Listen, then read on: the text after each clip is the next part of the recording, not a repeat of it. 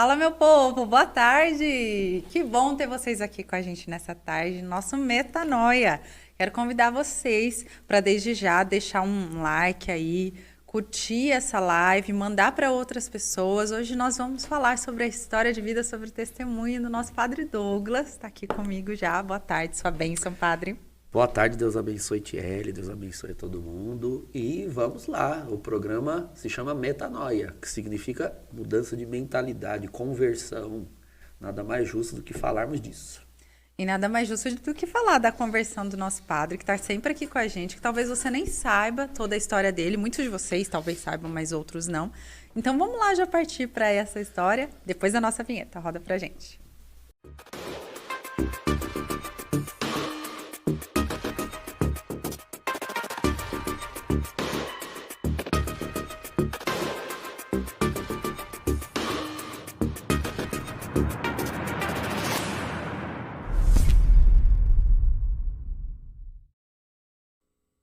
Ó, e você que está chegando agora aí do Terço da Misericórdia, fica aqui com a gente. O Padre Douglas vai contar pra gente a história dele, o testemunho dele, história de conversão, como se iniciou o seu desejo ao sacerdócio. Tanta coisa, gente, que o Padre Douglas tem, assim, poucos anos, mas muita história para contar, né, Padre? Ei, já rodei muito, viu?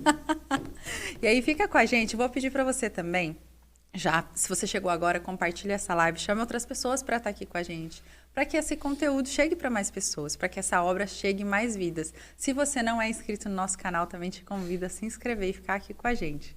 E Padre, já começando aqui, a gente já... Algumas pessoas eu sei que conhecem já, muitas pessoas acompanham aqui no nosso canal a história do Senhor, mas nem sempre, né? Todos te conhecem. Eu queria que o senhor falasse um pouquinho quem é o Padre Douglas, como surgiu como padre, ou, na verdade, se o senhor quiser até começar antes, você contar pra gente onde nasceu. Alguns já sabem também. Sim. Não, eu sou da cidade de Osasco, aqui em São Paulo. Nasci em Osasco. Minha família toda é nordestina, do Ceará, de uma cidade chamada Lavras da Mangabeira, diocese do Crato. É bem no sul mesmo, fica quase 900 quilômetros de Fortaleza, já no limite com a Paraíba. Mas meus pais vieram para cá já nos anos 70. Eu sou o caçula de 3 filhos. Tem minha irmã Cláudia, a mais velha, meu irmão Diego, do meio, e eu, o caçula. E nós fomos educados na fé católica, uma família nordestina, tradicional. Minha mãe, raiz, até o tutano. Né? Ó, meus pais se chamam Vicente e Rita. Minha mãe chama Rita de Cássia, e inclusive recebeu esse nome por conta de uma promessa da avó dela, né? De quando ela nasceu. Ela teve problemas no parto, aqueles partos naturais, né, que fazia no sertão. E minha avó prometeu que se ela vingasse, se chamaria Rita de Cássia, em honra a Santa Rita. Que era essa que nem expressão. A gente fala das plantas, né? Quando nascia tinha que esperar ver se vingava. Né? Era essa expressão que usava com os filhos. Mas eu já nasci aqui mesmo em Osasco e fui criado ali na paróquia do Espírito Santo, em Osasco, fica no bairro Jardim das Flores. E sempre fui criado nesse ambiente de igreja. Mas, assim, ambiente de igreja convencional, devocional, como a gente usa dizer. Um ambiente tradicional. Meus pais sempre foram do encontro de casais, conferência vicentina. Minha mãe já tinha uma simpatia pela renovação carismática. Mas naquela época, anos 80 e anos 90, renovação carismática era muito perseguida pelo clero. Era uma época de muita força da teologia da libertação. Né? A nossa região ali de Osasco era uma região em que essas ideias eram muito fortes. E o dia que vocês tiverem a oportunidade de ouvir o Padre Eduardo Dalbert aqui da associação contando como foi a recepção do clero com a renovação carismática, né? Foi o Padre Eduardo que trouxe o movimento para o Brasil. Ele vai contar como foi grande a hostilidade para com isso. Então, assim, eu tenho lembranças de infância dos grupos de oração, mas minha mãe tinha muita dificuldade de ir. Eu era pequeno, ela tinha os afazeres da casa, né? Meu pai trabalhava fora e minha mãe nunca trabalhou fora para cuidar de nós. Ela voltou a trabalhar fora quando eu, o caçula, né, já era grande, já adolescente. Ela voltou a trabalhar. Mas a gente sempre ia à missa aos domingos. Mas muito cedo, Tiele, eu passei a ter curiosidade, coisa de criança e de adolescente. Eu tinha muita curiosidade a respeito das coisas, como eu respirava aquele ambiente de igreja, um ambiente religioso. A minha curiosidade era a de conhecer coisas sobrenaturais. Eu tinha um sonho de ver algum negócio, um demônio, um anjo, um vulto, uma luz, qualquer coisa. Qualquer coisa que não fosse normal, né? Você para e pensa, você vai à missa sempre. E a missa é rito, né? É liturgia. Não tem nada de extraordinário. Eu queria ver alguma coisa extraordinária, sei lá, um milagre, uma aparição. Escutava tanto dos milagres, né, padre? Pois Escutava é. da vida dos santos, Pois é, mas também. Eu queria ver uma coisa assombrosa, nem que fosse uma assombração mesmo. Qualquer coisa assim. Não era sobrenatural, um anjo, uma Nossa Senhora. Pode ser uma assombração. Agora, não sei se você já reparou que existe um pouco dessa mentalidade em muitos lugares. Igreja é algo ritual, litúrgico, formal, devocional. Se você precisar ou desejar ter acesso a coisas mais fortes, sobrenaturais, espirituais, você tem que procurar fora. Então, ainda hoje existe isso, né? As pessoas vão à igreja para fazer a sua fezinha, mas quando precisa de um balacobaco, um negócio forte, aí vai atrás de uma mesa branca, de um espiritismo, de uma macumba. Aí hoje ainda tá na moda, né, padre? Se você é bruxo, tem muita escola de magia, né? Já tinha, né? Mas hoje, né, virou até moda. Tem muito disso. Comigo não foi diferente. Eu ali com os meus 12 anos, eu comecei a fazer capoeira. Mas só uma pergunta, o senhor cresceu em Osasco? Cresci em Osasco. O sotaque é por causa dos pais, então? Por causa da família. Nós somos uma família muito grande. Além dos meus pais, tem meus tios, meus primos, que vieram do Ceará morar em São Paulo. Eu sempre fui muito caseiro, muito família. Então eu cresci já com sotaque e nunca perdi. Assim, hoje tenho bem menos do que qualquer nordestino nativo. Mas realmente as pessoas perguntam se eu nasci lá ou morei lá, né? Por causa do sotaque e de algum vocabulário, as expressões. O que ajudou também é, hoje em dia, meu sotaque permanecer com alguma força, é porque no seminário tinha muitos nordestinos também. Muitos nordestinos que mudaram para São Paulo e morando na nossa região, entraram para o seminário, então a gente conversava muito. A gente tem um clero em Osasco, nordestino. Então ali eu comecei a fazer a capoeira, embora a capoeira não tenha absolutamente nada a ver com religiões afro-brasileiras, né? Tem a ver com os negros que vieram da África. Mas é uma prática cultural, esportiva, dança, etc., uma luta. Na capoeira e na escola, eu conheci amigos, pessoas que frequentavam espiritismo, umbanda, e sempre me chamavam, né, me convidavam para ir. Mas eu me julgava, não, imagina, eu sou católico, cresci na igreja católica, tomo hóstia. Imagina a família. Fiz primeira comunhão, não. Mas aí um dia, porque a curiosidade era muita, né, de ver alguma coisa, eu cheguei aí no espiritismo kardecista. Não gostei, aquilo ali é muito... Se é para ir naquilo, eu continuava indo na igreja, né? Porque o espiritismo kardecista, ele é mais uma filosofia do que uma religião. Você vai ali numa reunião de Kardec, é uma palestra, tem os médiuns ali, ficam captando mensagens e tudo, depois lê. Não é o ghost, né, padre? Não é o ghost, entendeu? Ali é muita fantasia. Depois me chamaram para ir na Umbanda. Aí já me agradou um pouco mais. Aí já tinha um batuque, um ziriguidum, um borogodó. Aí eu falei, isso daqui é legal. A primeira mulher que eu vim incorporando lá no santo, eu disse, aqui, eu vou ficar aqui, nesse lugar. Mas eu fiquei na Umbanda poucos meses, foram 8, 9 meses. Passei aí, sempre escondido da minha mãe. Mas nesse tempo o senhor viu alguma coisa na Umbanda, além do Na ziriguidum? Umbanda não. Mas tinha Não aquele cheguei. ritmo que encantava. É, mas tinha, assim, o tempo todo aquela sensação de que você está lidando com o sobrenatural. Né? Ó, aqui tem um espírito. A pessoa vê as pessoas em estado alterado de consciência. Já era uma coisa um pouco mais, como é que eu posso dizer, esteticamente fora do ordinário. Né? Então era mais interessante, né? Atendia mais aquela minha expectativa espiritual. Mas eu ia escondido da minha mãe, dos meus pais, porque eles jamais podiam imaginar uma coisa daquela. Né? A gente que é nordestino, a gente é criado num ambiente que a gente tem muito medo de ofender, desagradar os nossos pais. Por mais que a gente queira desobedecer, se rebelar, a gente sempre teve esse temor de desonrar, de fazer os pais terem vergonha de nós. Né? Muito, muito.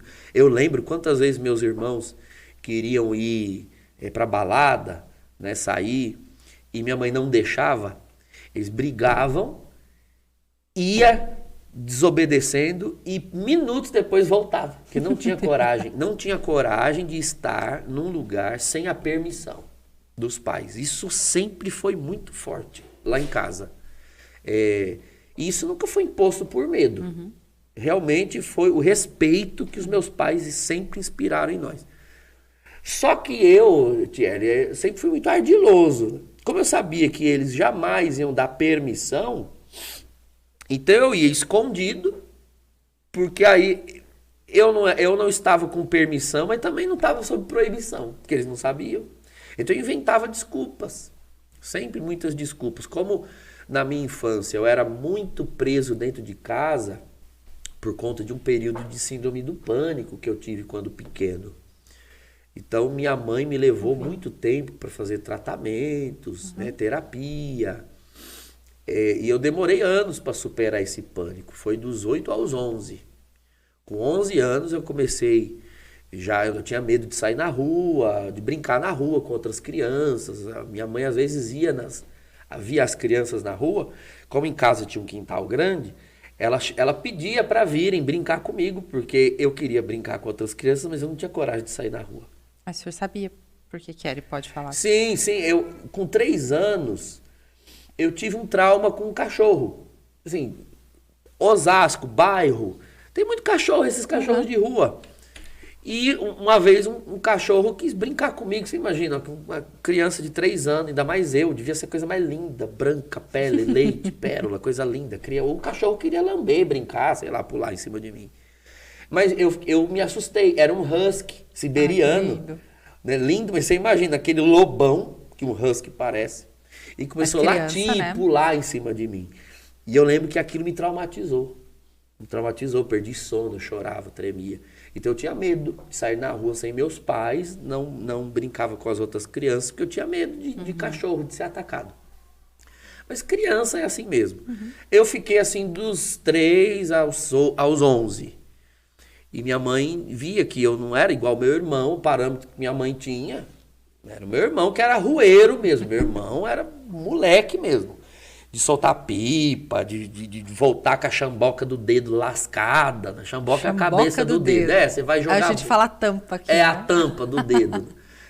Chutava bola, chutava o asfalto, voltava tudo lascado, joelho lascado.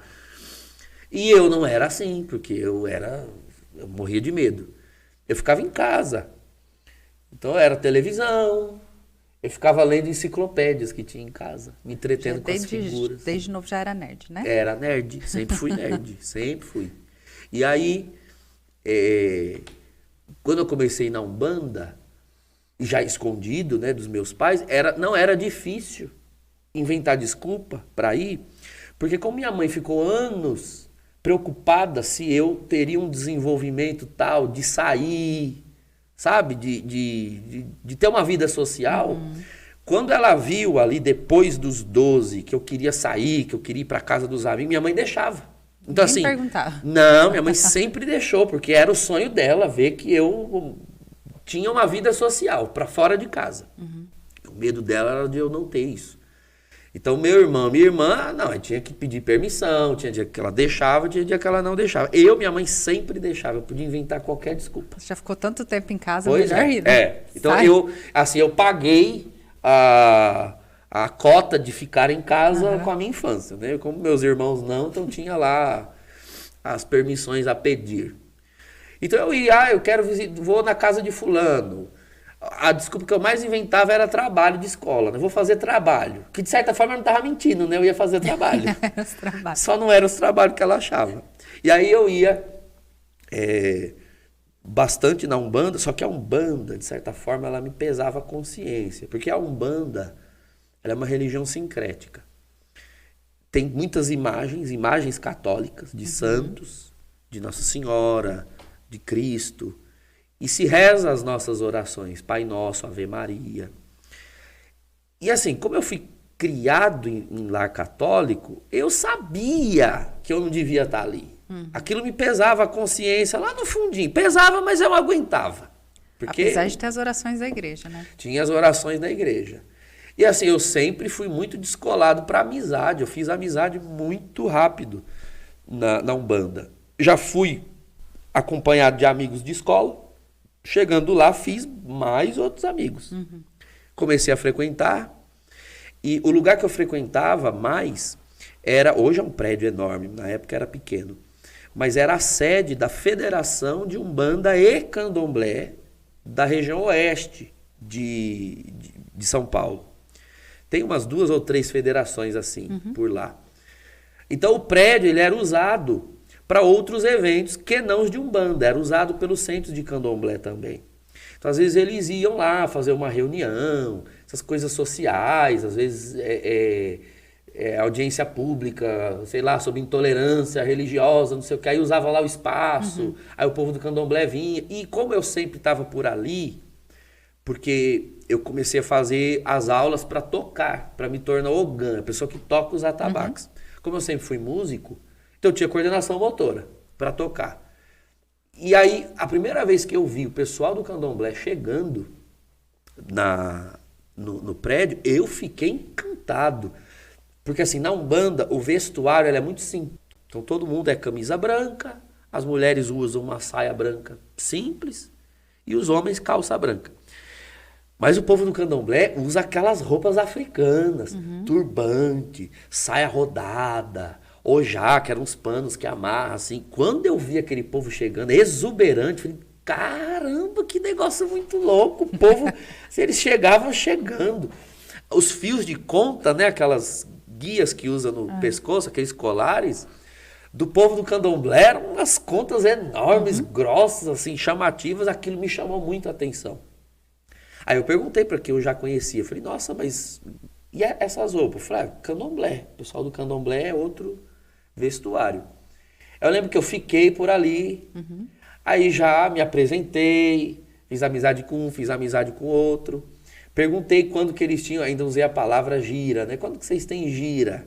Gira é o nome que se dá para a cerimônia de Umbanda. Como se fosse um culto. É, o culto da Umbanda, é a gira. Eu falei, quando que vocês têm gira? Eu falei, não, o nosso não é gira. É Candomblé mesmo. Candomblé é o nome que se dá à cerimônia. E aí acabou ficando o nome da religião, né? Não, é Candomblé. A gente tem Candomblé. A gente vai ter por esses dias aí. Me dá o endereço, onde que é. E aí eu fui. O primeiro Candomblé que eu fui, nossa. Ali eu me encontrei. Por quê? O Candomblé é muito diferente da Umbanda. São 2 religiões diferentes mesmo. Quem não conhece, para quem não conhece, é tudo macumba. Isso que eu ia dizer, para quem não conhece, é muito parecido, tudo macumba, né? Ave Maria, Deus me livre, misericórdia. Então, mas para quem vai atrás de conhecer, a Umbanda ela é brasileira. A Umbanda ela é um tipo de espiritismo que crê que o que vem ali são espíritos de pessoas, né? Que já estiveram nesse mundo. É espiritismo. O Candomblé não é espiritismo. O Candomblé é uma religião de matriz africana, mas também surgiu no Brasil, mas criada pelos escravos. Lá na África, cada tribo tinha a sua divindade, né? Ou 1 ou 2 divindades que se cultuavam. Mas, padre, só uma perguntinha. Mas aí a Umbanda sendo espírita, qual que é a diferença ali? Até do centro que o senhor frequentou de Kardec? É porque o kardecismo nasceu na França. Eles acreditam... A Umbanda é brasileira A Umbanda mesmo. é brasileira. Vamos assim, tem até programas meus explicando isso aqui procurem nas páginas da Século XXI, vocês vão ver. Provavelmente no Eclésia, No Eclésia, fiz muitos programas no Eclésia. Quando tinha o Na Verdade, eu também fiz um. Basicamente é assim, a lógica do espiritismo é que esses espíritos precisam... a gente precisa da ajuda de espíritos superiores a nós. Tô falando que o espírita crê, gente, não é a nossa fé católica. Pelo amor de Deus, o Pá tá contando Pelo amor de testemunho, né? Deus, eu estou explicando qual é a visão deles. Espíritos mais evoluídos precisam vir para nos ajudar. Então, na mesa mediúnica, no kardecismo, que tipo de espírito eles recebem ali? É o espírito de um médico, de um filósofo, de um doutor, de um escritor, espíritos inteligentes. De certa forma, vamos assim dizer, uma elite espiritual.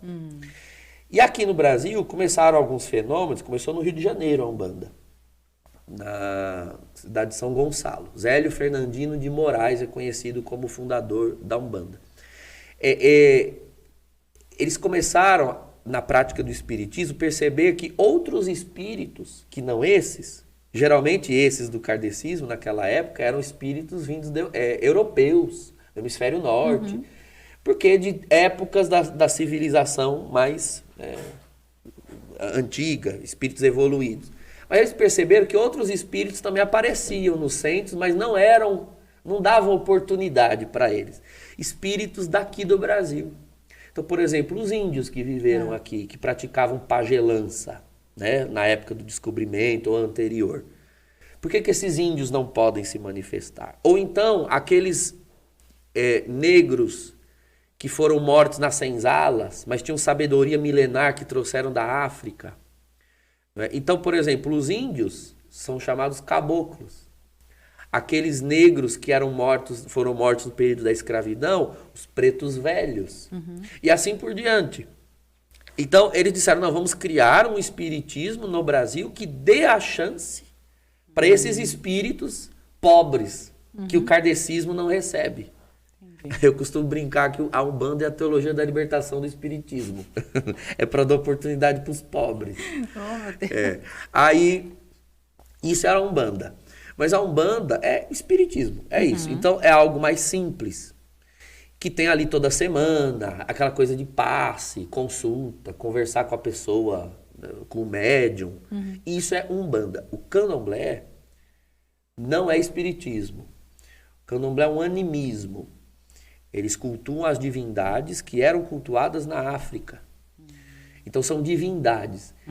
Igual, sabe, quando a gente fala dos deuses gregos, né? Tinha um deus para cada coisa. O deus do trovão é Zeus, o deus do mar é Poseidon. E assim vai. Deuses das coisas da natureza, divindades. Todos os povos primitivos tinham essas coisas. Né? Os índios, os gregos, os vikings, etc. Os africanos também tinham. Então eles vêm para o Brasil, trazem essas divindades.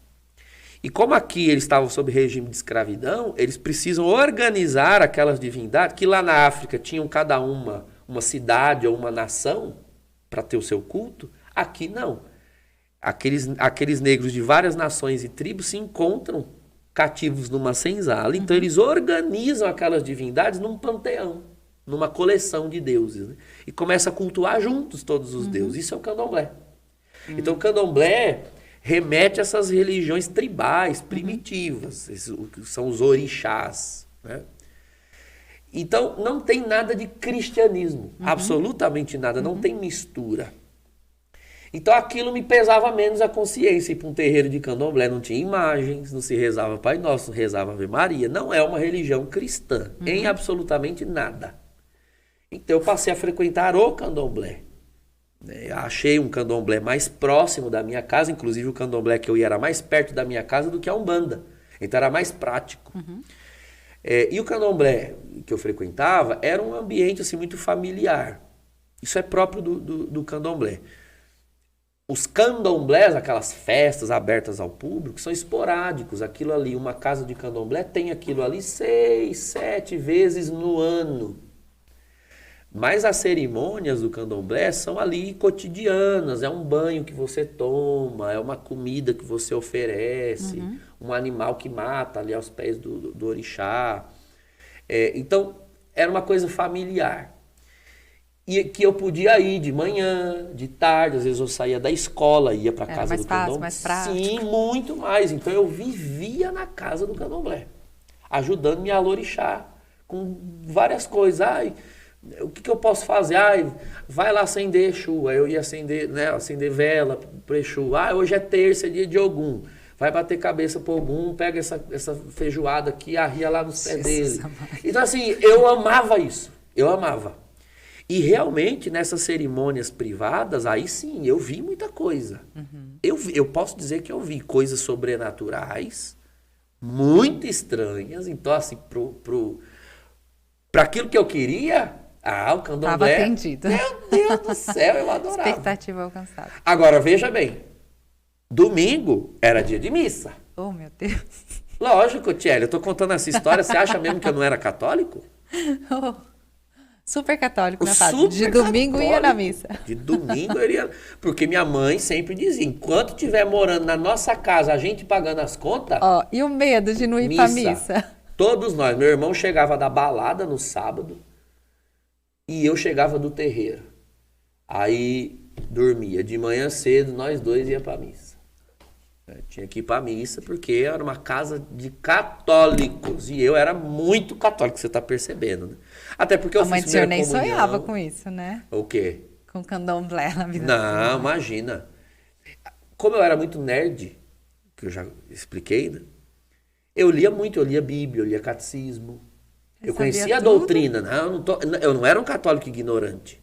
Eu já havia lido partes da escritura que condenam essas práticas. Mas tem coisa que a gente sabe, mas a gente aguenta, né? Exatamente, né, padre? Ainda mais se atendeu alguma coisa que a gente estava querendo, né? Quantas pessoas estão no pecado e sabem que estão no pecado? Mas ou ela inventa uma desculpa para si própria, ou ela inventa uma justificativa para os outros, para estar ali. E eu fazia isso. Eu lembro exatamente que o tempo que eu estive no candomblé foi o mesmíssimo período em que eu fiz a minha catequese de crisma. Então, além de eu já saber, eu estava reforçando o que eu sabia. Porque domingo eu ia para a missa de manhã e à tarde, era 5 da tarde a nossa crisma. Eu ia para a crisma. E eu tive bons catequistas de crisma. E eu manjava de tudo. O catequista perguntava alguma coisa: olha, vocês têm alguma coisa a acrescentar? Vocês já estudaram isso alguma vez? Vocês não lembram disso? Ele sempre perguntava: Douglas, você deve saber. Eu lembro uma vez que a gente foi estudar o primeiro mandamento, né? Amar a Deus sobre todas as coisas. Aí tinha lá a lista de pecados contra o primeiro mandamento. Aí lemos, tinha as folhas, as apostilas, da apostila da crisma, a gente leu. Aí o catequista sempre no final perguntava: Douglas, alguma coisa a acrescentar? Porque eu era o padre da turma o fora da casinha crisma, sempre, né, padre? Sempre. Aí eu lembro que eu falei: eu sei de uma passagem que não está aqui na escritura. Eu lembro que tem uma parte em Deuteronômio, capítulo 18, versículo 10. 14 anos, macumbeiro. Eu falei isso.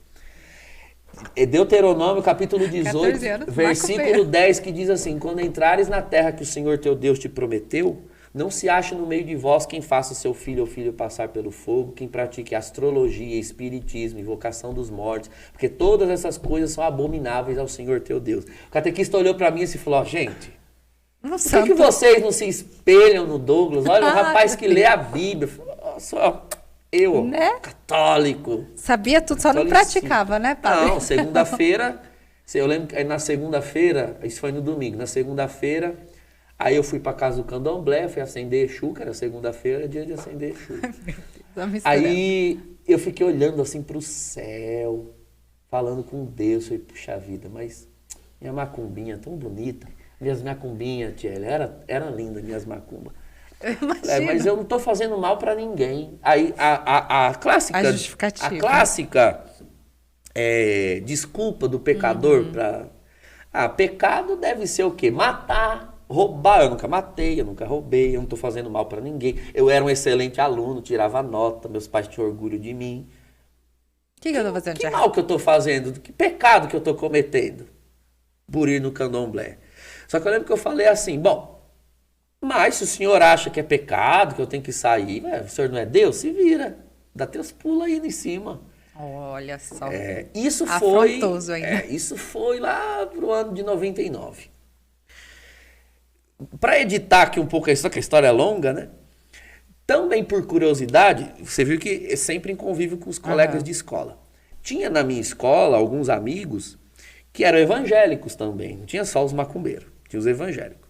Os evangélicos sempre falavam, né, que na igreja, não sei o que, Deus revelou, fulano profetizou não sei o que aconteceu. Eu falei, igreja, isso é coisa de crente doido, esses retardados. E como eu me achava o católico, eu não aceitava que, principalmente protestante, dissesse que tinha um negócio na igreja deles que na nossa não tem. E eu tomava, assim, a igreja católica como a nossa, né? A nossa igreja. Aí eu fui perguntar para minha mãe, não tem na nossa igreja esses negócios que profetiza, que vê as coisas, que não sei o que. Ela disse, tem. Eu falei, onde que tem que eu nunca vi? Eu falei, o grupo de oração. Aí eu fiquei, grupo de oração? Eu falei, o grupo de oração da Renovação Carismática. Eu falei, a Renovação Carismática, eu já tinha escutado esse nome, achava até bonito, né? Mas grupo de oração não soava bem. Na minha cabeça, naquela época, o que parecia grupo de oração? Veinha, né? Rezando terço. Na casa. Terço na casa. Era isso que parecia, grupo de oração. Aí ela falou, mas se o grupo de oração é carismático, acho que a palavra carismática era mais forte, assim, lembra? Candomblé, carismático.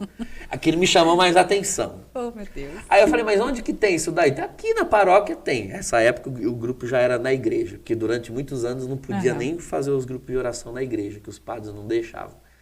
Falei, eu vou nessa carismática para ver qual é. Aí fui, isso era ano 2000.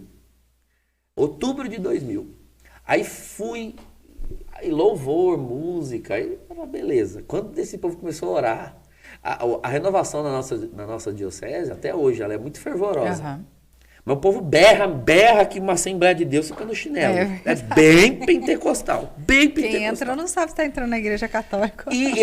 Aí tinha uns irmãos que oravam, eles nem ficavam nos bancos da igreja, porque eles não aguentavam. Eles iam pro corredor e sapateavam. O quê? Sapateava e pulava na oração, rodopiava. Eu vi uns irmãos rodopiando, falei, o que sei que você é orixá, isso daí é algum.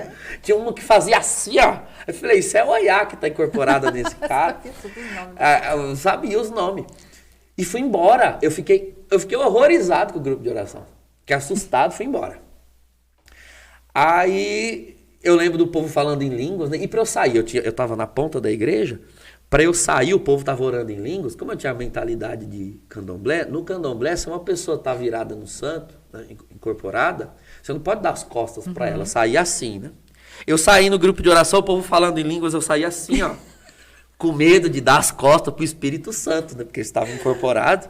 Aí eu fui para casa horrorizado, falei, gente do céu, nunca pensei que eu fosse ver dentro da igreja Ogum, Xangô, Oiá, a galera toda dos orixá tava lá, no corredor da igreja. E era a mesma igreja que eu ia na missa. Nossa, eu fiquei indignado. Aí, mas nessa hora o senhor não pensou, tá vendo? Ó, tava tudo certo eu ir lá fazer minhas... Não, na minha cabeça, eu achava que uma coisa tinha que estar bem separada da outra. E igreja é igreja, ela tem que ser igreja. E candomblé tem que ser candomblé.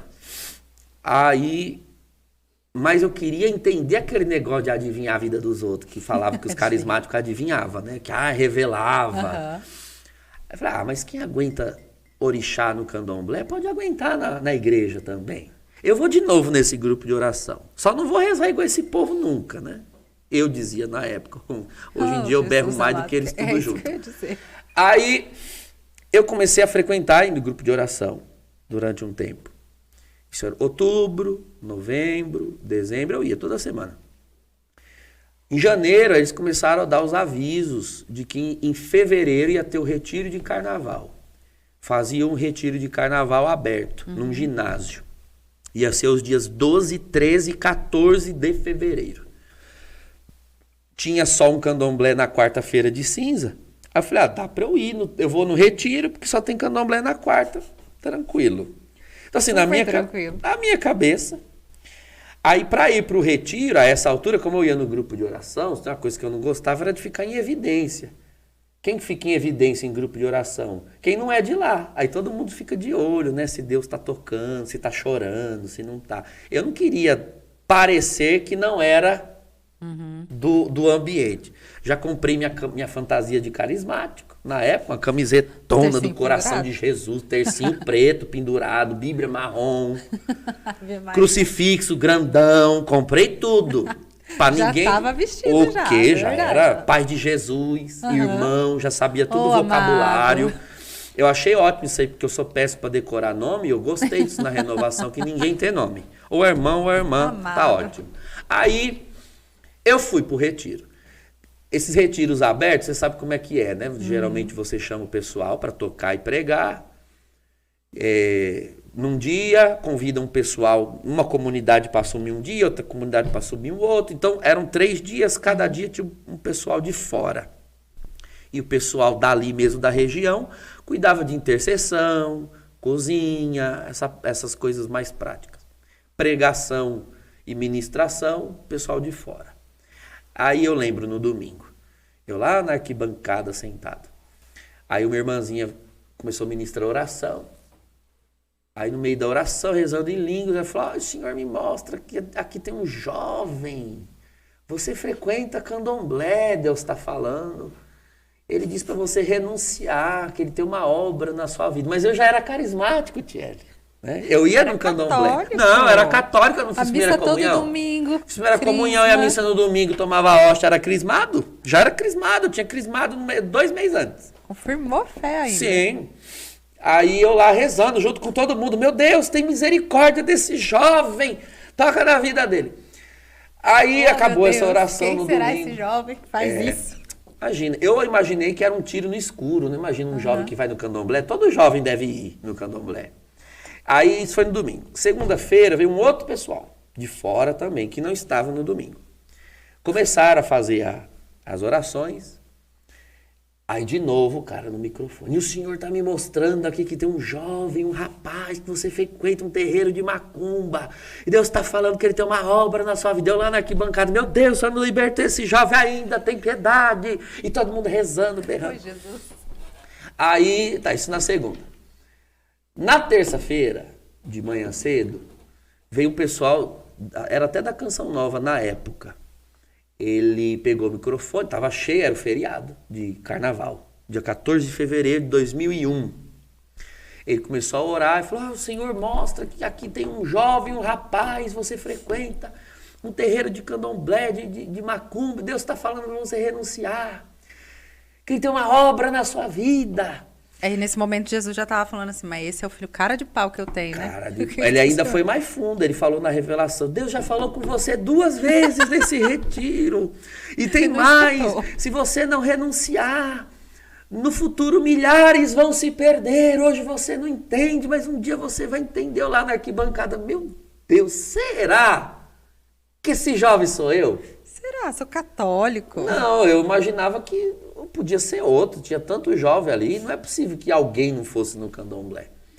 Eu lembrei do dia que eu falei com Deus lá aos pés de Exu, no candomblé. Eu lá na arquibancada, e começou a pregação, nem lembro qual foi o tema da pregação, porque eu tava doido de raiva com as revelações do cara. Aí eu fiquei lá na minha cabeça, para de fofocar da minha vida pros outros. Se você quer que eu saia do candomblé, vem me tirar então. Você não é Deus? Afrontoso. Afrontei. Porque eu pensei, eu não estou fazendo nada de mal no candomblé. Ó, o candomblé não está me impedindo de ser católico. Eu pensando na minha cabeça, eu não estou aqui no retiro da renovação, vou à missa todo domingo. Tomo hóstia. Tomo hóstia, fiz crisma, não tô matando, não tô roubando. Conheço a Sagrada Escritura inteira, que diz pra eu não fazer, mas eu... Não, mas imagina, quer dizer, eu tô acertando 99%. Qual que é o problema daqui? Deixa essa parte pra mim. E fiquei ali, desafiando Deus. Isso era bem cedinho, bem no comecinho do dia. Umas 10 da manhã, já depois dessa pregação, teve um intervalo. Na volta do intervalo, uma das irmãs pegou o microfone e falou: irmãos, vamos descer, os irmãos que estão na arquibancada, vamos descer todos para a quadra, porque Deus nos inspirou de fazer o momento de efusão do Espírito Santo. Eu não sabia o que era, porque eu nunca tinha visto, porque eu estava indo no grupo de oração ainda. Tinha começado em outubro, isso era fevereiro. Mas a hora que falou Espírito, eu fui o primeiro a descer, porque Espírito, eu falei, eu manjo, que eu entendo de Espírito. Desci para a quadra. Aí começaram, o ministério começou a cantar, começaram a cantar aquela música, Espírito, Espírito, Espírito Santo de Deus. Essa eu conheço. Que a maioria eu não conhecia, eu só repetia a última sílaba para poder fingir que eu estava cantando. Porque o senhor fazia parte já, né? Que eu estava já com a roupa de carismático. Aí minhas pernas começaram a tremer, esse negócio de espírito. Fecha os seus olhos, deixa o Espírito Santo te tomar, não sei o que, de cantar. Vai controlar todo o meu ser. Aí minhas pernas começaram a tremer. Meu coração bateu, pensei comigo, ixi, agora lascou. Eu sou Ogã lá no candomblé. Ogã é a pessoa que toca. A pessoa que toca não tem aquelas incorporações, não entra em transe. Aí meu coração começou a bater, minhas pernas a tremer. Eu disse, agora lascou, eu não recebo o santo no candomblé, vou receber na carismática. Tá encostando em mim. Eu vou passar vergonha aqui nesse negócio. Eu sei que meu coração disparava e aquilo já foi me faltando ar. E eu perdendo as forças. Quando eu vi, pá, eu tava no chão, estatelado no chão. Eu não lembro exatamente como foi o percurso da queda. Quando eu percebi, eu senti o chão embaixo das minhas costas. E eu falei, meu Deus, o que está acontecendo comigo? Eu devo ter desmaiado, porque eu nunca tinha desmaiado, né? Eu não sabia que quem está desmaiado não pensa que está desmaiado, porque não pensa. Mas eu falei, eu devo ter desmaiado. E eu estou no encontro de igreja, eu disse, meu Deus, se eu estou no chão, alguém vai vir me tirar daqui, porque eu nunca tinha visto. A primeira pessoa que eu vi repousar no Espírito Santo fui eu. O senhor mesmo. Eu mesmo. Passou pelo eu não sabia não sabia que existia isso, de cair no chão. Eu estatelei no chão, fiquei lá esperando alguém vir me socorrer. Né? Nisso, Thierry, apareceu um homem. Eu não tenho muito como explicar para você a maneira como foi. Mas era como se eu estava no chão, de olhos fechados. Só que eu via, não era uma imagem assim, um pensamento. Eu via, ele era mais real do que você aqui, na minha frente. Ele veio vindo na minha direção, um homem de branco, mas um branco, muito branco. Barba, assim, cabelo um pouco longo. Olhou para mim assim e falou, você falou para eu vir tirar você? Eu vim. A partir de hoje você é meu. Eita, Pedro. E foi embora. Eu fiquei lá no chão esperando. Cadê? Volta negociar aqui. Cadê? Volta. Não terminou nossa conversa. Eu não sabia quem era, mas o que mais me intrigou naquele homem foi que antes dele falar, ele olhou assim, ó, meu olho.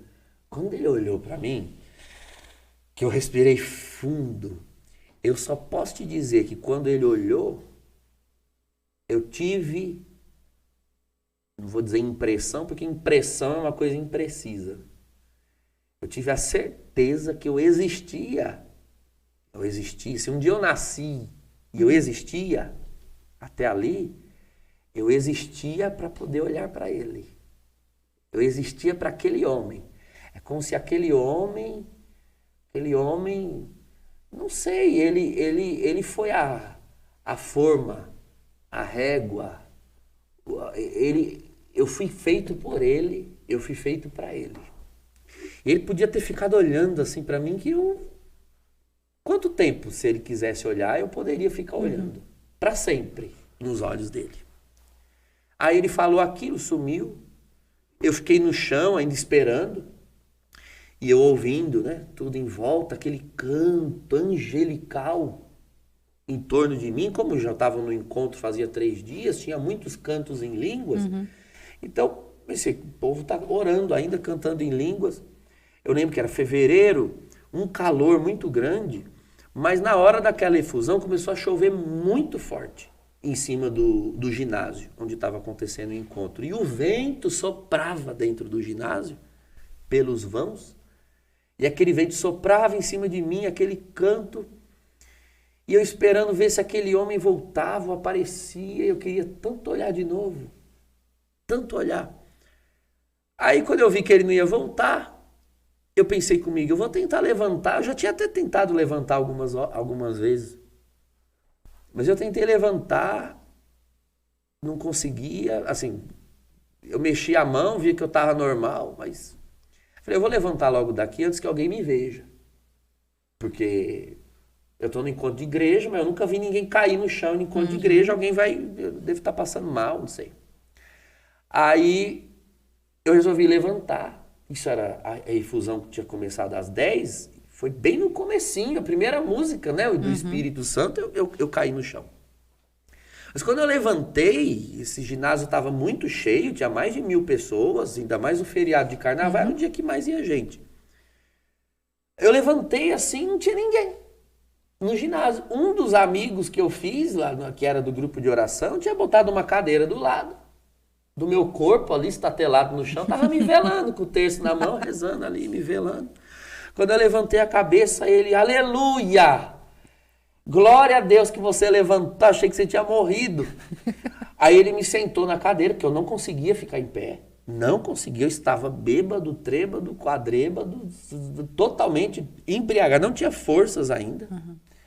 Ele me sentou e eu fiquei, cadê o homem de branco que estava aqui, que entrou aqui? Cadê o... E o povo? Onde que o povo foi parar? E o homem de branco? Eu falei, calma, você quer saber o que primeiro? Eu falei, onde está o povo? O ginásio estava cheio, lotado.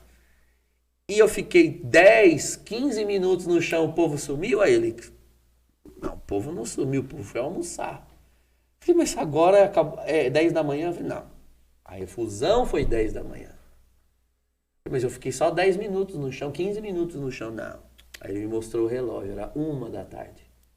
Eu caí às 10, levantei a 1. Eu fiquei 3 horas no chão. Por isso que ele deu aleluia, né? Achou que o senhor estava morto. Sim, né? mas eu tenho certeza, Thierry, na minha cabeça, que foram 10 minutos. Um contato com o sobrenatural, com o céu, ele simplesmente suspende o tempo. Foi a primeira experiência de céu que eu tive. As pessoas perguntam, a gente vai ficar fazendo o que no céu? Olha, só estar no céu é algo tão glorioso que a eternidade vai dar a noção de ter chegado agora. Para sempre. Que lindo. Tão glorioso. Aí eu falei, e o homem de branco? Eu vi um homem de branco. Ele olhou para mim, foi uma coisa que me encheu. Ele, cadê ele? Aí ele, você viu um homem de branco? Eu não vi. Ah, então eu sei onde ele está. E eu preciso ver ele de novo. Eu falei, sirva a ele, você sabe quem ele é. Sirva a ele com toda a sua vida, que no final da vida ele vai estar do outro lado te esperando, se você quer ver ele de novo. E aí, isso era a hora do almoço, eu almocei, voltamos, o encontro ainda ia durar o dia todo. Naquela tarde teve uma adoração ao Santíssimo. Eu lembro que quando o Santíssimo passou, eu chorava compulsivamente.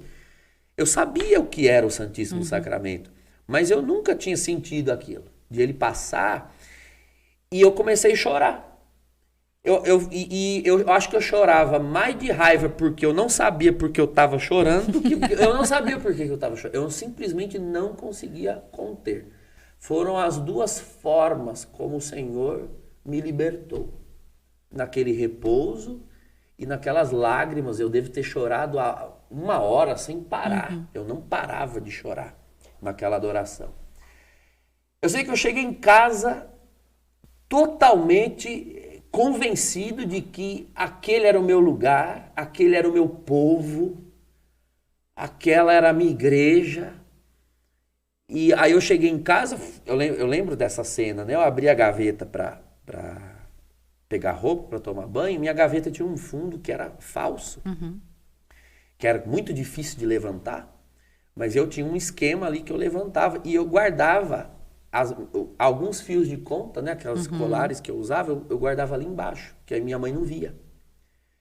E eu lembro que eu peguei a roupa, o fundo levantou. Quando eu vi aqueles fios de conta, aquilo me deu um nojo, sabe? Um asco. Veja o que foi que Deus fez comigo, que o Espírito Santo fez.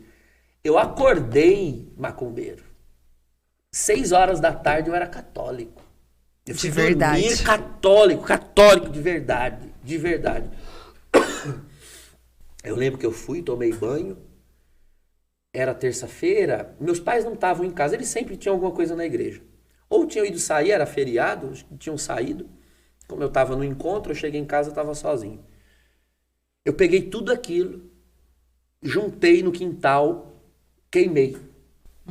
Falei, não quero mais, não quero. Tudo que eu sabia de igreja, de doutrina, de Bíblia, de fé, tudo aquilo ligou, sabe? Como se você tivesse uma tecnologia muito bem montada, mas faltava ligar na tomada. A hora que ligou na tomada, acabou.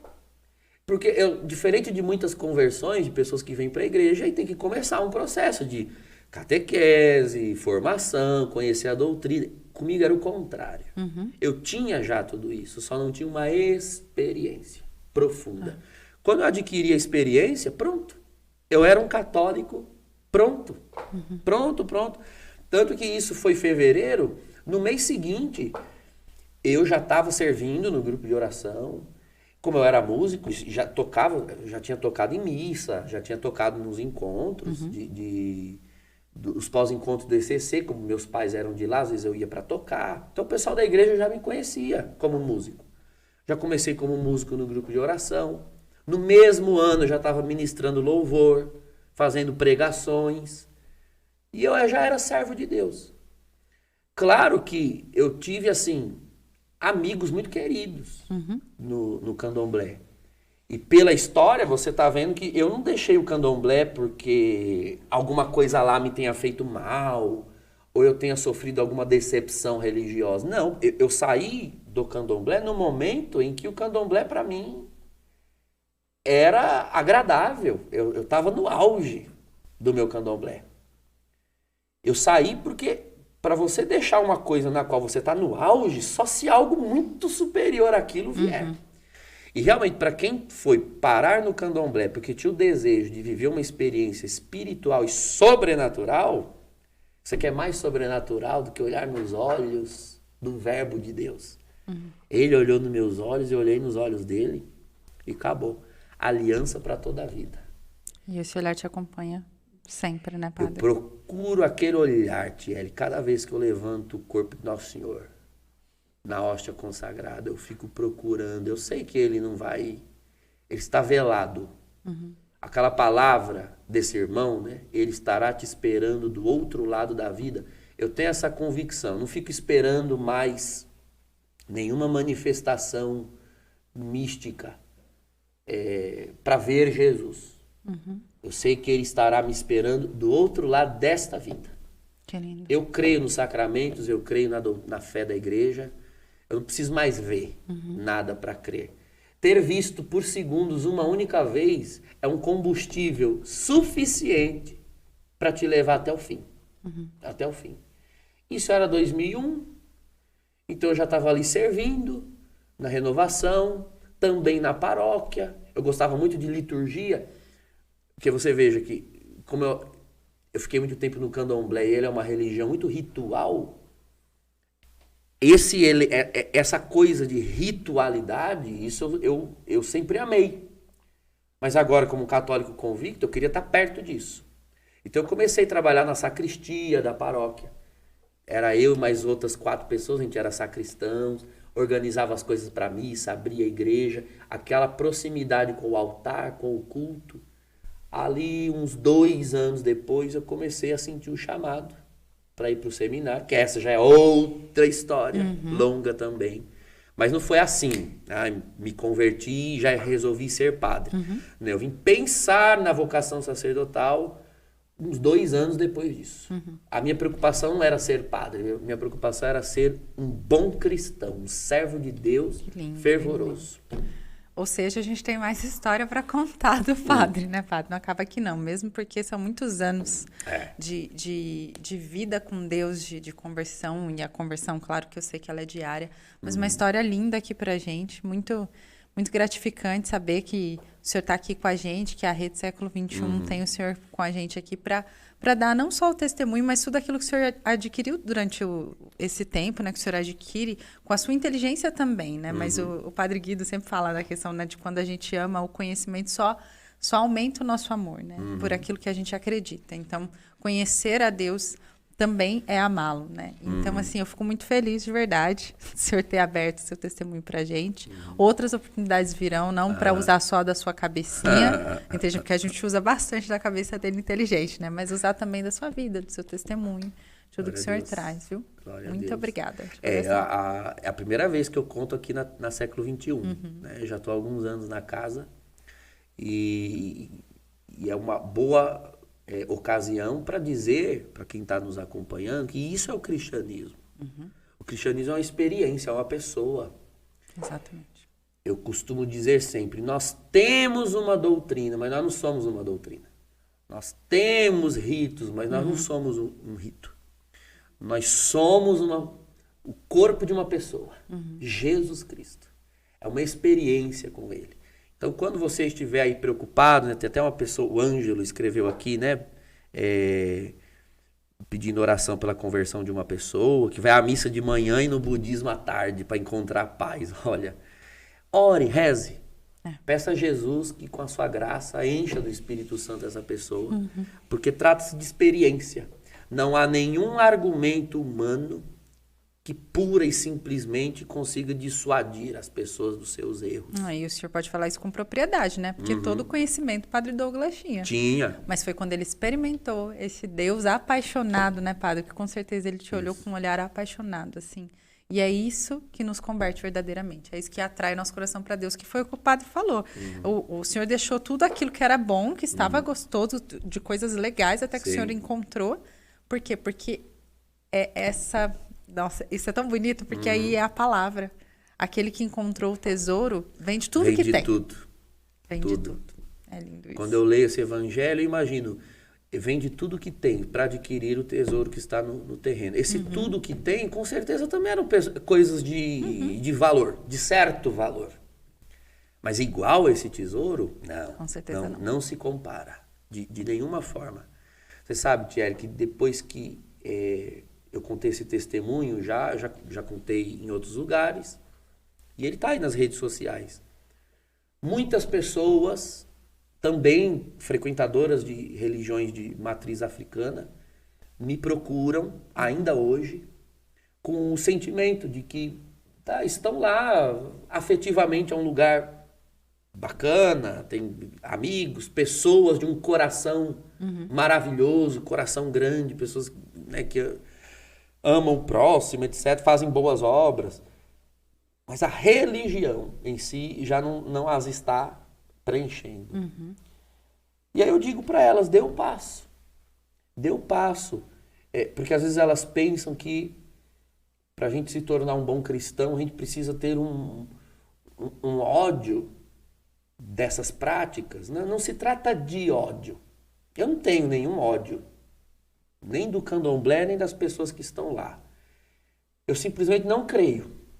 Não creio, conheço a Escritura, sei o que significa idolatria, sei o que significam falsos deuses, mas também sei o que significa ignorância. Eu sei que muitos estão ali não com má intenção, apenas com desconhecimento da palavra, da verdade que é Cristo Jesus. Então, a verdade está chegando em você está sentindo a verdade ao ponto de estar assim balançado, sentindo que por melhor que o lugar pareça, não é mais o seu lugar. Jogue-se no Senhor Jesus. Deixa Ele te tirar de onde você está e deixa Ele sonhar para você. Que os sonhos dele, todos valem mais a pena. Todos, eu não me arrependo um único dia da minha vida de ter recebido Jesus Cristo naquele dia como meu Salvador, como meu Senhor. Ele foi e é o meu Salvador, porque Ele veio tirar mesmo. Isso é salvação. Eu não tinha força e nem motivação para sair.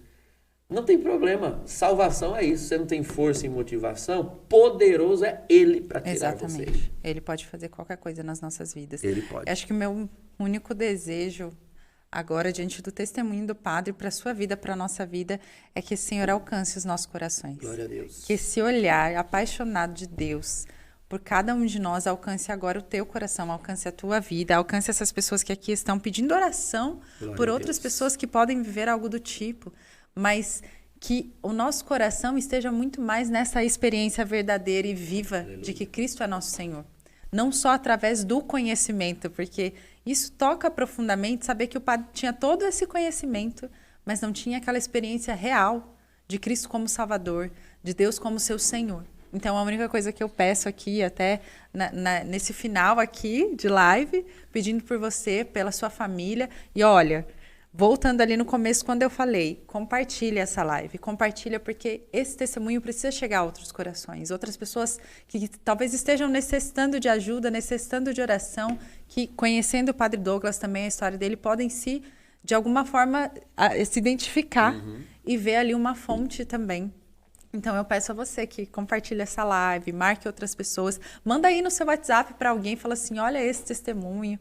Ou também, se você não conhecer alguém que tenha vivido algo do tipo, não importa, porque toca na nossa vida de alguma forma. Então, que Deus nos abençoe, né, Padre? Amém. E que esse olhar chegue sobre as nossas vidas para nos santificar verdadeiramente. Glória a Deus. Para que nós possamos dar tudo. Isso. Porque eu acho que isso é o que fica, assim, para mim, né? Do testemunho do Senhor, de tudo aquilo que a gente conversou aqui, mas do quanto vale a vida, né? Vale. Não vale a pena, vale a vida, dar tudo Vale. por nosso Senhor. E você sabe que essa gana de lidar com o mundo espiritual, na realidade, só se tornou mais intensa Eu imagino. depois. Com essa experiência, me foi revelado que não há necessidade nunca de procurar fora da igreja o que quer que seja que você deseje encontrar. Então eu queria experiências sobrenaturais, espirituais. Saiba que você pode vivê-las na igreja. Né? O irmão falou ali, o Ângelo, né? Que conhece essa pessoa que vai buscar paz no budismo. Não. Você pode encontrar a paz. Cristo é a nossa paz, de São Paulo na carta aos Efésios. Você pode encontrar a paz. Ou pessoas que Os vão padres atrás do deserto que o digam, né? Sim, há quem vá em filosofias orientais e coisas buscar meditação. Meu Deus do céu, por onde você anda que você não conhece uma escola franciscana, uma espiritualidade carmelita? Exatamente. Para buscar meditação fora da nossa igreja. Eu quero um lugar onde eu possa me comprometer mais com obras sociais e ajudar o próximo. Meu Deus, por onde você anda que não te informaram que a Igreja Católica é a maior entidade caritativa do mundo? Do mundo. Sustentando hospitais, orfanatos, escolas e tudo que há. Não. O corpo de Cristo, a igreja, é um corpo completo. Completo. Depois de tudo isso, um caminho profundo na experiência com o Espírito Santo e com os dons. Então aí depois tudo foi se esclarecendo, eu fui entender o que tinha acontecido comigo, o que era o repouso no Espírito, o que era o batismo no Espírito Santo, o que eram os dons, a profecia, a palavra de ciência, para você ver como Jesus é lindo e cheiroso, né? Eu fui por curiosidade atrás de dons e Deus mesmo assim, por misericórdia, me concedeu tantos deles. Tá bom, você quer dons? Tá aqui, eu tenho dons para dar. Profecia, línguas, palavra de ciência, dons de cura, dons de milagres. Quantas maravilhas eu tenho visto. Vou dizer vi no pretérito perfeito porque não acabou. Tenho visto. E como essa experiência também me serve muito ainda hoje no exercício do ministério de libertação. Para atender pessoas e ajudar pessoas no processo de libertação. Então, não há nada que nosso Senhor não permita para dali não tirar grandes tesouros. Grandes tesouros. Eu hoje talvez faria um pouco menos pelos irmãos e pela igreja se eu não tivesse passado por lá, inclusive. Então, eu gosto sempre de ensinar ao povo que Deus sabe não só o que faz, mas também sabe o que permite. Porque há coisas que não é ele que faz. Mas se ele permitiu, ele sabe também. Exatamente, eu que o digo. Ele sabe também. Amém, Padre. Muito obrigada. Pedir a bênção do Senhor no final aqui, então, da nossa live. Pedir esse Padre lindo, cheio do cheiro de Deus. Né, Padre? Cheio do cheiro. O cheiro do pastor na ovelha e o cheiro da ovelha nos pastores. Exatamente.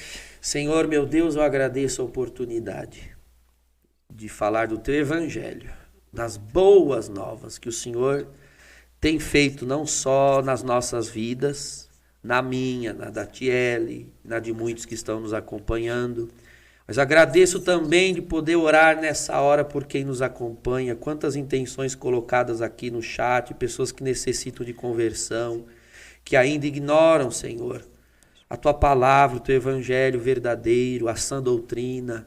Mas eu peço em nome do Senhor Jesus Cristo, que onde estiverem, o Senhor vá fazer uma obra. Senhor, aumenta o número dos redimidos, dos eleitos, dos que te conhecem, dos que te amam, Senhor. Derrama o poder do teu Espírito, derrama os dons do teu Espírito, Senhor, porque com a manifestação dos dons, muitos podem crer ainda e te amar, Senhor. Eu agradeço também por estas vidas que hão de aumentar o número das fileiras daqueles que te amam e te seguem. Que o Senhor nos abençoe, nos guarde e nos livre sempre de todos os males espirituais e corporais. Em nome do Pai, do Filho e do Espírito Santo. Amém, amém, amém. Que Deus te abençoe, te guarde, te guie e enche teu coração do fogo do Espírito Santo. E até a próxima semana. Até!